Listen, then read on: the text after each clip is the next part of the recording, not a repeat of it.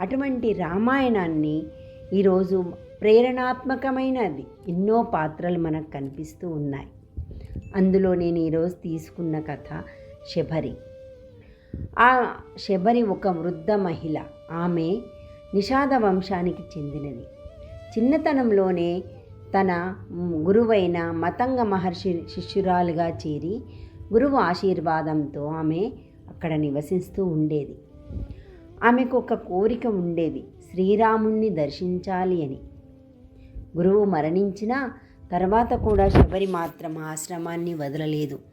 ప్రతిరోజు అడవికి వెళ్ళడం, పండ్లు తీసుకురావడం, రాముడు వస్తాడు, ఆ పండ్లను ఆరగిస్తాడు అని ఎదురు చూస్తూ ఉండేది. ఆ పండ్లను భద్రపరుస్తూ ఉండేది. రోజు భక్తితో ఆశ్రమాన్ని శుభ్రం చేయడం. ఇలా సంవత్సరాలు గడిచిపోతున్నాయి. వయసు పెరిగిపోతున్నది. కానీ ఆశ మాత్రం చావలేదు.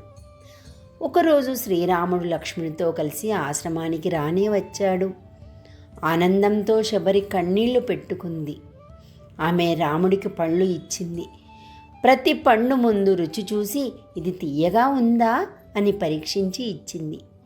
లక్ష్మణుడు ఆశ్చర్యపోయాడు. ఇలా ఎవరికైనా దేవుడికి ఇచ్చే పళ్ళు తింటారా అని అనిపించింది. కానీ రాముడు మాత్రం చిరునవ్వుతో అన్నాడు, ఇది ప్రేమతో ఇచ్చిన పళ్ళు. భక్తి ఉన్న చోట శుద్ధి ఉంటుంది. ఆ పండ్లు ఎంతో ఆనందంతో తిన్నాడు. శబరికి మోక్షాన్ని ప్రసాదించాడు.